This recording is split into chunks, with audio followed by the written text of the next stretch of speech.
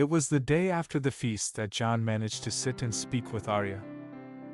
Before talking, however, they sparred, Jon against Arya, wooden swords clacking and scraping against each other, her twists against his strength. It put her in a good mood, and Jon wasn't above using that for the conversation. "So," he said, half panting and sweaty, "you've gotten better." "Mother's not making me embroider anymore," Arya replied, "and Rob's been training me." "Said something about me being safe, or some such rot." She smirked. "He's slower than you. Stronger too. Makes him easier to beat." Jon sighed.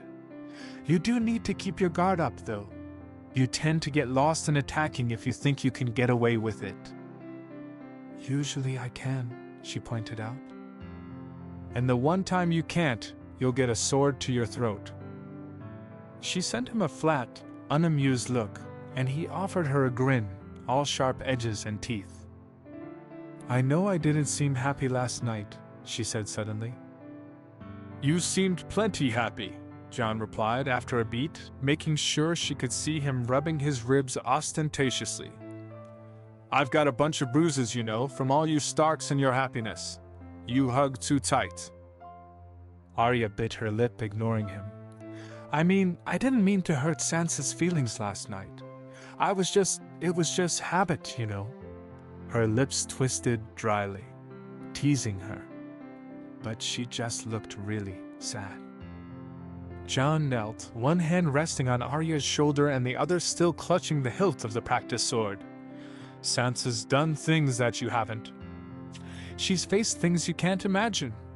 Arya looked away, as if ashamed at his words, and he continued quickly, "She's been hurt and afraid for a very long time.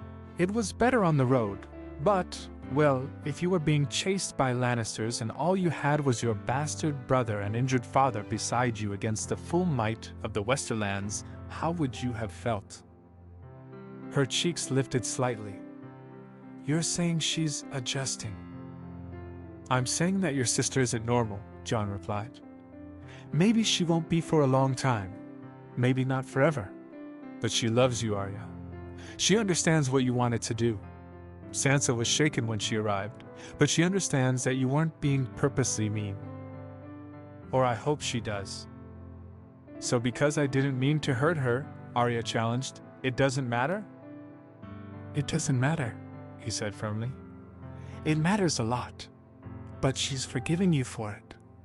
I think if either of you had thought this kind of thing was unforgivable, you'd have killed each other before you turned 5, no matter how much father tried to separate you." Arya glared at the floor. "I didn't mean to hurt her. And she's been really nice after that.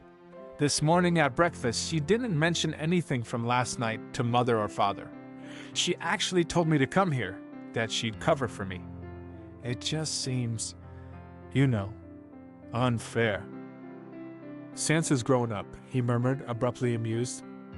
"She's acting mature, and this irritates you." "Exactly," she burst out. "I just want her to yell at me. I want her to act like I killed her direwolf. I want her to be the Sansa I knew." Her voice broke slightly, and Jon wanted to hug his sister, hold on to this slight, aching sign of her childhood. But she's just not. "I know what this is. I lived this for so long." What happens when you've lived your entire life in someone's shadow, when you've fought to escape it for so long, and then you come back, and when you try to measure up against it, the shadow itself has changed? He sighed and pressed his hand heavily against her shoulder. "Sansa's done things that you haven't, but that doesn't mean that you haven't done and seen things either, Arya. You came home alone, all the way from the Neck. It's a long journey, it's a dangerous journey. And you made it home safely. You two are different. There are things she is and has, things you are and have, and they're not the same, but that doesn't make one of you lesser. Do you understand?" "Yes." Arya swallowed, and then looked away, and mumbled something so low he couldn't hear. "What was that?" "I killed someone," Arya whispered, face still averted. He tried to kidnap me. When I was asleep, Nymeria and Lady were hunting. By the time they knew what was going on, I just stuck him. with needle. I was so frightened, and I had blood all over my hands, and I couldn't even wash it off for a full day, but I killed someone." She lifted her chin then and met his gaze steadily. "Nobody knows but you." "Not even Robb? Not Lady Catelyn?" "You should tell Sansa," he said. Arya jerked. Jon went on. "It isn't my story to tell. But she'll talk to you, I swear. And there's more that you ought to know, but this is the first." Quickly, sharply, he took her chin into his hand and looked straight into her eyes. "Nobody will ever hold defending yourself against you. It's hard, killing someone. I never wish that knowledge, that burden, on anyone. But this is a hard world, Arya, and to survive we have to do things we don't like. Just don't bear it alone." She nodded, and then they went back to sparring, and that was that.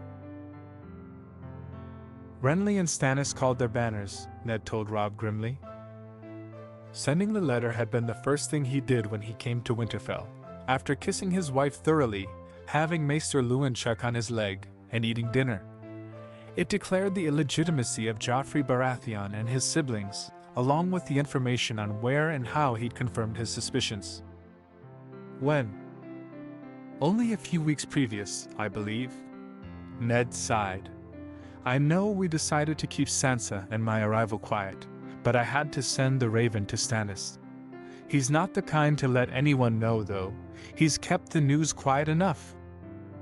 Robb shrugged. I trust you know Stannis better than I ever will. Are they marching on King's Landing? Ned felt his lips pull into a deep frown. No, they called their banners but perhaps it would be more accurate to say that Renly called his banners to his name, and Stannis to his. Renly besieged Dragonstone yesterday. What? Robb asked, looking flabbergasted. Why? Renly wants to be king. Truth be told, he'd make a better one than Stannis. But Stannis is ahead of him in the line of succession. It still doesn't make sense, Robb said, shook his head and pulled himself together. I mean, why? Not just the siege, but the timing. Why wait so long? Ned scrubbed a hand through his hair. When Robert lay dying, Renly told me to take control of Joffrey. I refused, and he fled with a Tyrell knight to Highgarden. I'd written a letter to Stannis, but didn't send it off with a raven. I went to get the city's guard and arrest the Lannisters, and they appeared amenable, until Cersei Lannister told them that to raise swords against their queen was treason. They believed her and turned on me, and I was the one arrested. So Renly's been trying to get Stannis to believe him that Joffrey Baratheon is actually Joffrey Lannister, all the way from Highgarden, with nobody to corroborate his story. Stannis doesn't trust his own brother? Stannis wouldn't trust the sun to rise in the east if Renly told him so, Ned said flatly. Sansa said something similar happened last time, Robb said slowly. She said it was called the War of Four Kings, or something like that. Last time? It jarred, still, unpleasantly, to be faced with the idea of traveling through time. But Ned had accepted it, hadn't he? Ned had accepted the idea. It was his turn to hold to it. I need to tell you exactly what she thinks we should do, along with what happened last time, Robb grimaced. Why isn't Sansa telling me herself? She doesn't like to think on it, he replied. It's a long story and a lot of it is bloody. So sit down, I guess? Ned arched an eyebrow suspiciously. In his experience, all three of them had a horrible propensity to understate the difficulties of the past. Perhaps none worse than Robb, who had spent a long time hearing the effects of certain people's actions, but never actually experiencing any of them. If Robb was actually admitting to the story being bloody, then it was going to be nightmare-inducing. He sat down and braced himself. In a few weeks, Robb said, eyes gleaming and back straight as a ruler, we shall call our banners and ride south. We will raise the Westerlands to the ground, take King's Landing, and then we will melt down the Iron Throne. Here is how.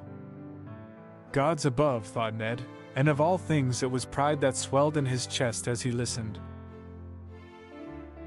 I killed someone, Arya whispered, and Sansa felt her heart lurch like a matchstick boat on a stormy sea. She could have said 1,000 things, but Sansa saw the way her little sister's ribs curved inwards, as if hollow and empty, and let all those things die on the tip of her tongue. I did too, she replied, and then they were in each other's arms, and if it wasn't perfect, Arya was too short, too skinny, too hard, and too different from Sansa. It was happy, and Sansa had learned enough to know that this was precious. She's tired, Robb said quietly. Jon frowned. Tired? And angry and sad, and I'm pretty sure she hasn't had a full night's sleep since you left King's Landing. Probably not since she left Winterfell either. Robb sighed and rested his head on his hand, elbow pressed against the desk. She said as much in the Godswood this morning. Jon looked at the window. A muscle flexed slowly in his jaw. She hasn't said anything to me, he said finally. Not anything? Robb asked, startled. She could have just. Not anything. Sore topic? Robb almost asked, but thought better of it. Then you can now consider yourself informed, he said instead crisply. Jon's face looked hard and unyielding. Robb rolled his eyes and rubbed a hand over his eyes. Jon was never more melodramatic than when he felt people didn't pay attention to him. It looked scary, perhaps, but Robb knew better than to offer him a helping hand while he sulked. More than that, he just returned from talking to their father, and had only a few hours to rest before he had to start training some of the younger boys in the yard. By rest, he thought mournfully, I mean paperwork.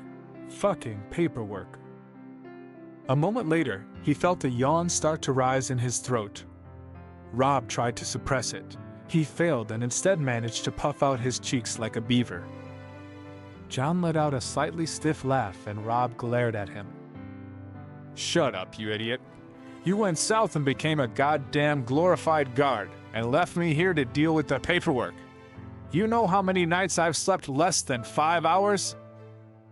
You know how many nights I've slept less than that? Jon retorted. I barely slept more than 3 hours on the way to King's Landing after leaving Arya at the Neck, and on the way back with Sansa and Father, it was only slightly better. You've nothing to complain about. Robb rolled his eyes again.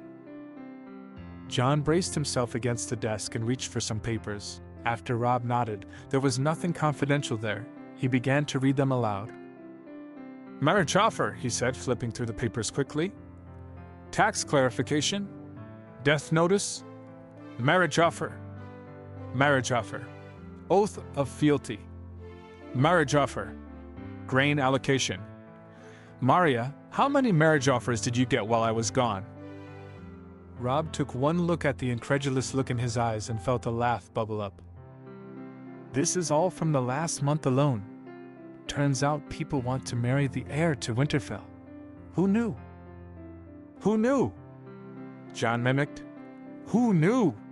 Oh, it's so difficult for me. I'm the heir to the north. All the girls in 7 kingdoms want to fall at my feet. Get in my bed. Bear my children. Jon shook his head and tossed the papers back onto the desk. His levity faded as he looked straight at him. Robb, why am I here? Because I thought you'd know how Sansa was doing, Robb told him bluntly. Robb knew how he thought she was doing, and it was quite clear to him that Sansa was holding on to composure by threads that were snapping by the day, if not the hour. Already she'd lost herself in the Godswood to exhaustion, but Jon had said something of a red cloak and blood and death the previous night, right before the feast, and Robb was fairly certain that had Sansa actually killed someone, it would spell a bigger, louder, and ultimately more damaging reaction than any she had had so far. She seemed fine, he said at last, almost unwillingly. Sansa didn't say anything about being worried to me. On the road, she wasn't normal, but who would be after going through what she did? Robb frowned. I'm worried about her. She was so brave, you know, in King's Landing. The Lannisters made her write letters to me, and I'm pretty sure they were telling her what to write, so she used that code we made up a couple of years ago. Do you remember? I think so. Left-leaning is truth, right-leaning false, or something like that. Close enough, just the opposite. Rob dug through the paperwork and plucked a letter from Sansa, spreading it on the table to make it easier to see. When her letters lean to the right, they're true. When they lean to the left, they're a lie. So you can see that when she says her hair is getting darker, it's a lie, but here she says father is okay, and she isn't. Rob, I know that Sansa's brave. I was there, in King's Landing. John's eyes narrowed on his. Why are you acting like this? What do you mean? Don't play coy, John said sharply. Why are you showing me all this? Tell him the truth, said a voice that sounded remarkably like Sansa. Lies will only hurt him worse. Because Sansa didn't tell you that she was terrified, Rob said slowly. She tells you things she doesn't tell me. She trusts you in ways that she doesn't trust me. And she doesn't in this, and I want to make sure that you don't go charging after her, demanding why. John reached forward and traced her looping signature with a single finger. His head was bowed. Rob could see the way the muscles in his shoulders bunched and twisted angrily. I'm not a fool, he said lowly. Rob shook his head. Right now, you're angry at her. Anger only ever makes Sansa defensive.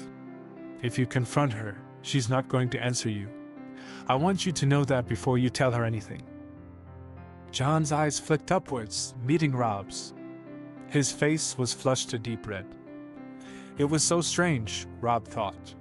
When he was angry, he looked nothing like their father. There was something sharp and alien and hungry in those familiar features instead, a fierce rage that burned too hot for his cold face. I don't need you to interfere, he snapped. I don't want you to interfere. I'll talk to Sansa whenever I damn well please. Our relationship isn't something you have control over. I know that you find it difficult when there's nothing for you to do, but here's a bit of advice that I strongly suggest you take before I punch your nose in. Deal with it. Good advice, Rob said. John's eyes became even angrier, and he raised his hands defensively. Fine, fine. I'm shutting up now.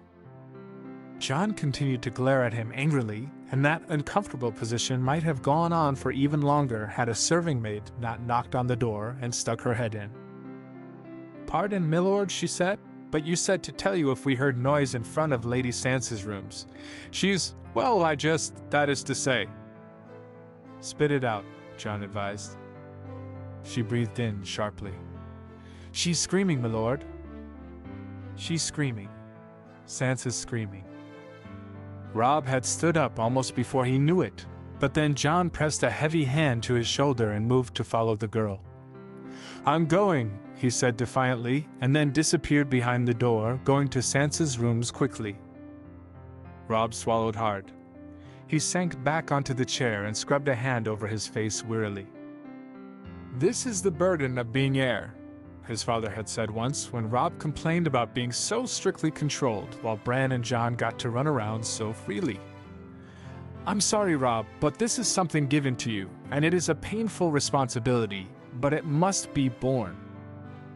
This is the burden of power, Rob thought now. He sighed, sent up a curse to the gods, and bent over his paperwork.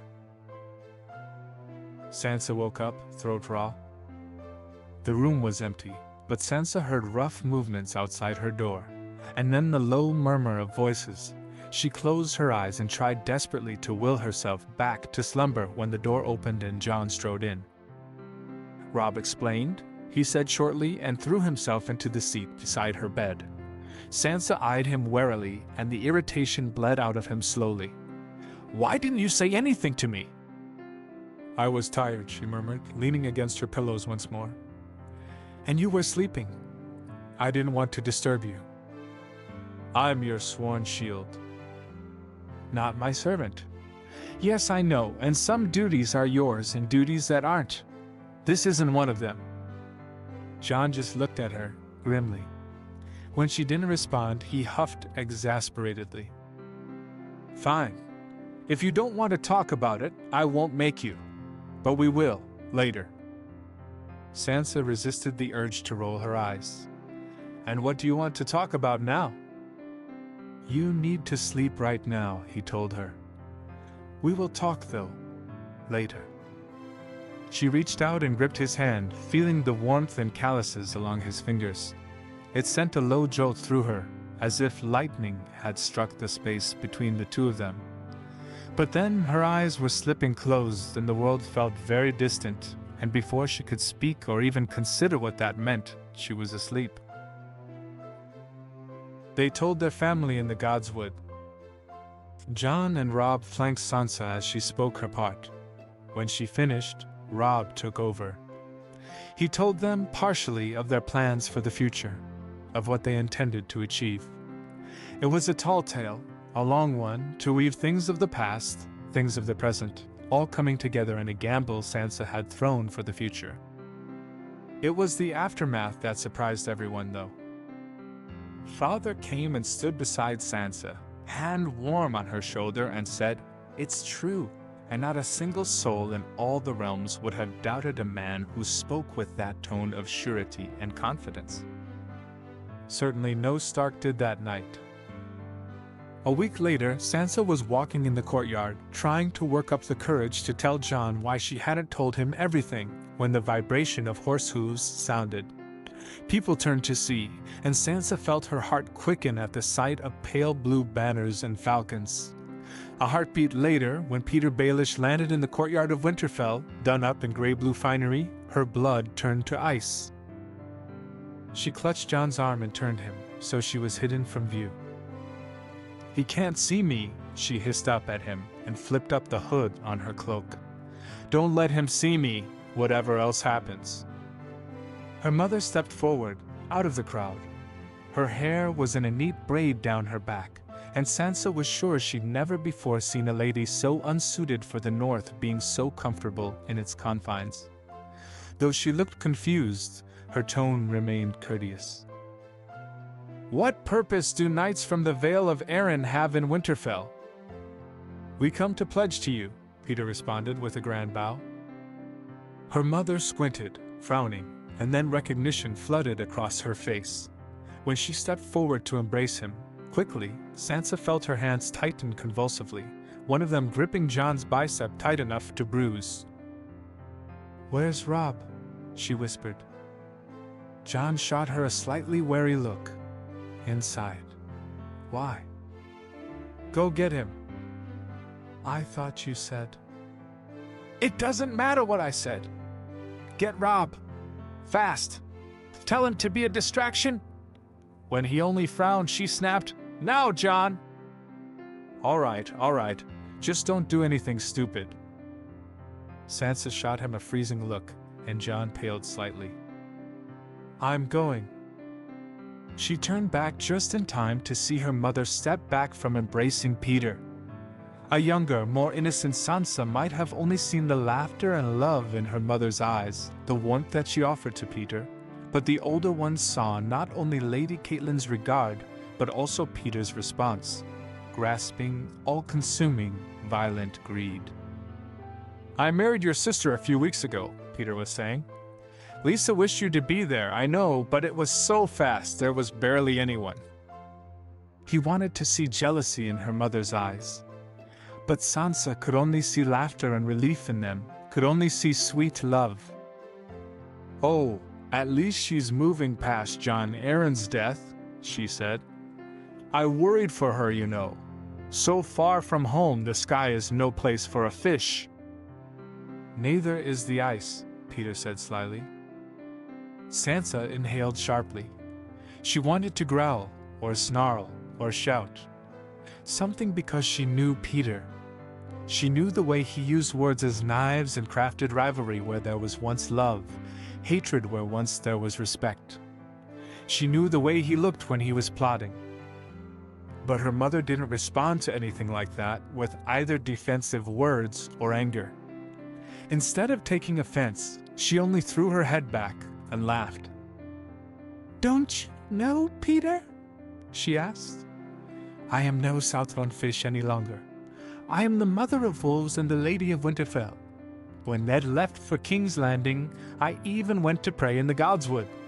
If the girl from Riverrun had known what I would become, I'd have been horrified." Peter's amusement faded into something ugly and dark before disappearing behind a mask of sadness. Sansa frowned. "Of course," he murmured. I meant to speak to you, Cat. I'm afraid I bring terrible news with me." She cocked her head to the side. "Terrible news?" "A few weeks ago, we came across the body of a girl and a man in the Vale. Their throats were slit by men from the High Clans." He shuddered slightly, the girl's body. "I'm sorry to say this, Cat. I'm so sorry." "Peter," her mother began, sounding horrified. Peter continued, as if lost in numb shock. Sansa thought, uncharitably, that he had never before resembled a pickled frog as when trying to convey compassion. "She looks so much like you.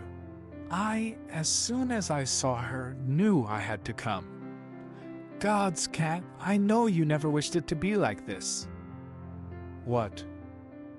"Your daughter, Sansa of the House Stark, and your husband, Lord Eddard Stark, are dead," he said quickly, spitting out the syllables.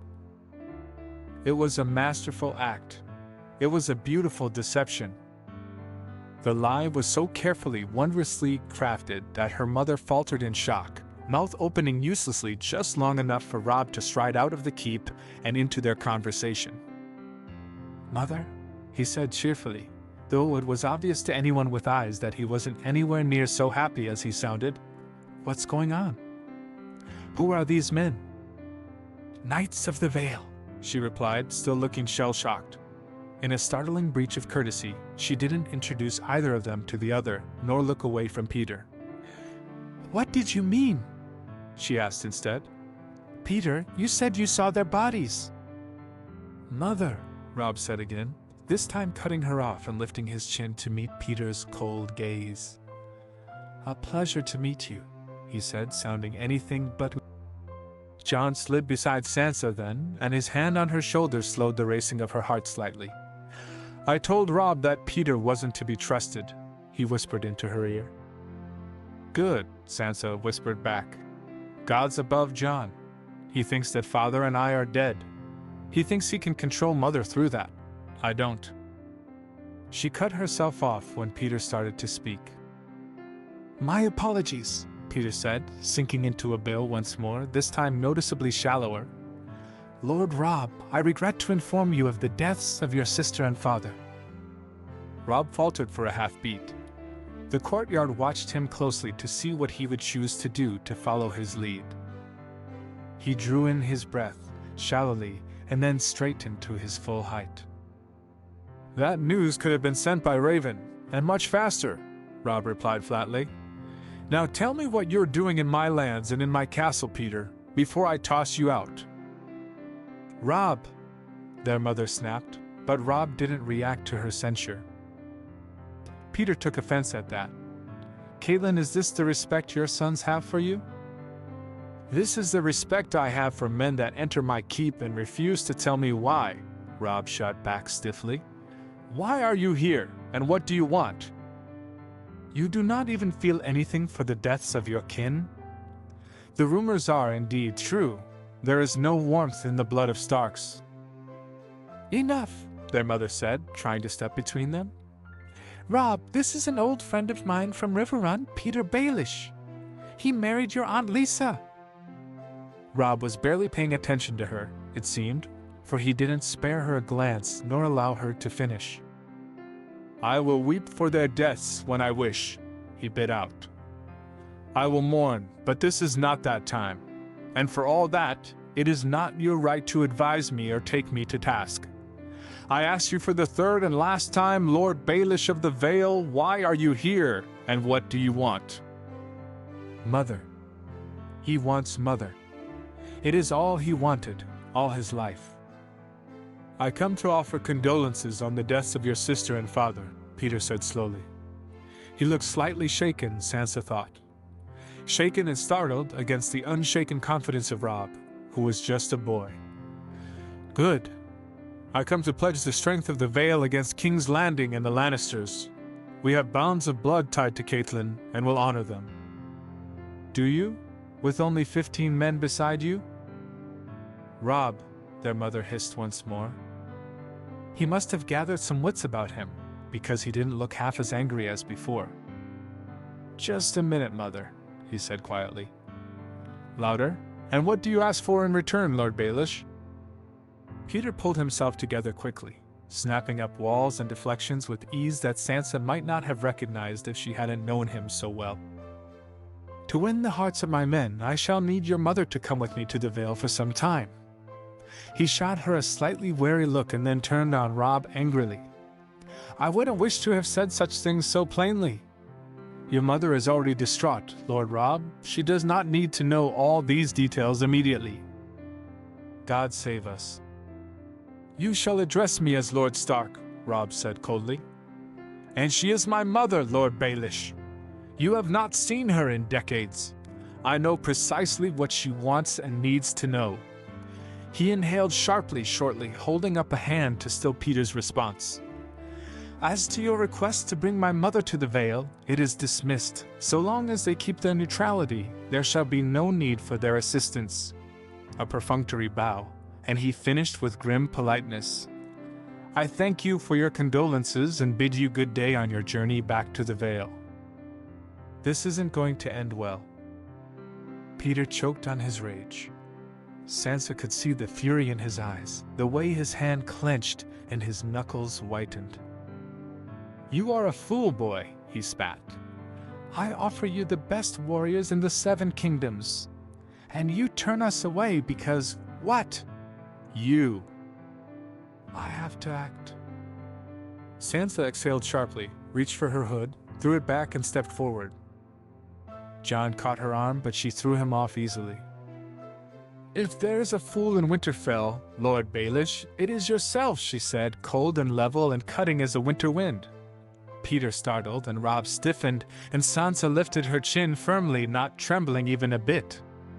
You tell my mother and brother that Sansa and Eddard Stark are dead, and yet here we stand, hale and healthy. You bring Knights of the Vale, you say, but their banners are painted on and the paint is cracking. Do you recognize me, Lord Baelish? You ought to have taken my brother's advice and left when he ordered you. Sansa glided forwards, and she felt unconquerable. She felt triumphant. She felt as frozen and unyielding as the wall itself. I know that when I begged Joffrey Lannister to give my father a maester's care, you said nothing. I know that when Cersei Lannister threatened me and then my father, you told her that we were to be feared. I know that you pushed the Kingsguard to question me as to the whereabouts of Jon and Arya when they disappeared. She had moved close enough that she could see the beat of his pulse against his neck. Joffrey Lannister is the product of incest, Sansa said softly. King Robert left no true-born heirs to Westeros. The North remembers Lord Baelish. We remember those who wronged us and those who hurt us in our hour of greatest need. You were my mother's friend, and all you wanted was both of us dead. And here came the biggest, most ambitious move she had ever made. If she carried it off, it meant freedom. If Sansa let her fears carry her, she consigned them all to a slow, laborious death. In the name of House Stark and the North, she said, raising her voice so all could hear, I, Sansa, eldest daughter of the Lord of Winterfell and Warden of the North, accuse you of treason against House Stark. Heart in her throat, she waved at the northern men standing warily in the courtyard, their hands on their swords, waiting for her to give them an excuse. Arrest him. Her mother and brother were gaping at her. Sansa gave Robb a long look and then turned and walked back into the keep. My thoughts as a reader. Shadows lengthen over Winterfell, and even the light of victory feels uncertain. The Stark children carry scars that no youth should bear. Their laughter turned brittle, their innocence shed like autumn leaves. Sansa's defiance strikes with the clarity of a bell at dawn, brave, unyielding, a wolf's cry against the dark. Yet there is a chill beneath it, a foreboding that such strength does not come without a price. To name treason is to set blood upon the snow. And though the North remembers, memory alone cannot shield them from the storm gathering beyond their walls.